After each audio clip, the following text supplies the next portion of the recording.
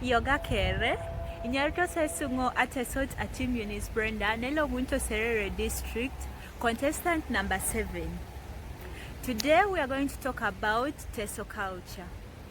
Among the Iteso, we had birthrights, naming rights, marriage rights, all those things. There were really many. So today I'll be starting with the birthrights. When a woman was about to give birth, she would go back to her parents' home until she gives birth. After giving birth, she would stay indoors for more 3 days. Then after that, there would be celebration and naming of the child. So, but then before we go to the naming, the Iteso believed in 3 types of birth. The normal birth, where a person would have only one child. Then the birth of twins, where the mother would be named Totodue, though the father Papodue. Then there was also the spiritual birth, where they believed the kids were from the spirits and the ancestors. Then we have the naming rights. When it comes to naming, the kids were named according to tribe. That's the Iteso. Yes, we had the Kelo and that as the traditional names. The kids mainly had traditional names and the Christian names. So the traditional names were given according to, at times, the clan, the circumstances surrounding the birth, according to the ancestors. Now, for example, for me, Atim, I was given the name Atim because it was my late grandmother's name. Then after the birth rights, we also had the marriage rights. When it came to marriage, the parents would decide on the woman or man that the child would marry. But then when it comes to the ladies, the boy was supposed to get consent from the lady. Then they would have some courtship, and then they would organize the marriage introduction ceremony, where they would bring cows and the girl would be taken to her in-laws home. And then when it comes to the wedding, on the wedding night, the girl was not supposed to sleep with the boy. She would sleep at some other place. Then when it comes to leadership in Teso, the father was the head of the family. Then they would usually elect clan heads, because the Iteso were organized according to clans. So a clan head would be elected. Then they also had the overall ruler, the Emorimor. But okay, that one didn't start from the beginning of the time when we migrated and settled in Teso. It was decided upon after some time. So we finally got our traditional ruler, who is called the Emorimor. Then the Itesots also had taboos. These taboos were mainly to limit women from eating certain things, and all those good things that women could not eat were left for the men to enjoy. For example, women were not allowed to eat chicken because, okay, if a woman ate chicken, she would develop wounds on her waist, on her back.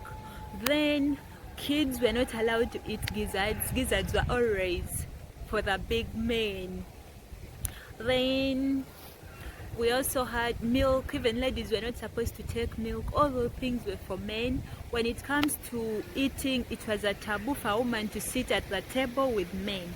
Women were always supposed to sit down on a round table with their plate of atapa, and they enjoy as the men sit on their tables, on chairs, with one table where they have the food and they eat. So the Iteso are believed to have migrated from Ethiopia. According to some people say they came from Sudan. Then they entered, settled in Karamoja. The weak ones, okay, it's believed that the weak ones stayed in Karamoja. Then the strong ones moved further and occupied areas of Soroti, Ngora, where they're currently settled. The Iteso have 6 clans. The Ikaribwok, those were the warriors of Teso.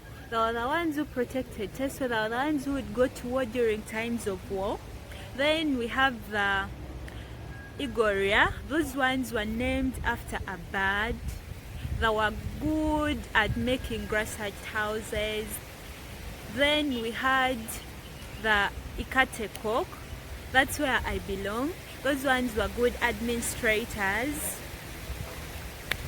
Then they were also good at settling disputes between clan leaders, between clans over pastures and waters. Then we have the Ikomolok. Those ones resulted from intermarriages between the Iteso and the Luo. They were good at cursing people.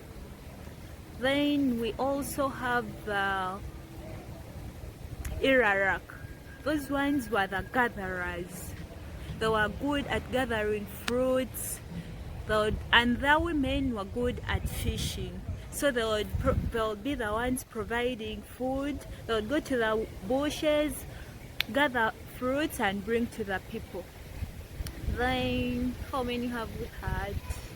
The Irarak, the Itekok, Ikomolo, Tingoria. Then we had the Inom. The Inom, those were the orthopedics of Teso. Those ones dealt with bones. Each time warriors went for war, they would come back. In case of fractures, they would all go to the Inom. The Iteso are blessed with traditional dances like Akoko, Etida, Ekiria, and Ajosi. Ajosi is performed like this. The men basically hold sticks, long sticks. Then they put those things that make lots of sound, so that when they thump their foot down, it makes noise. Then we have the Kiria dance is danced like this. Then we have Akoko dance, which is normally danced with Etida dance.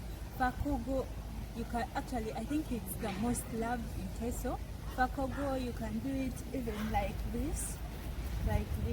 Then you can also go down like this, where you move your waist and do this.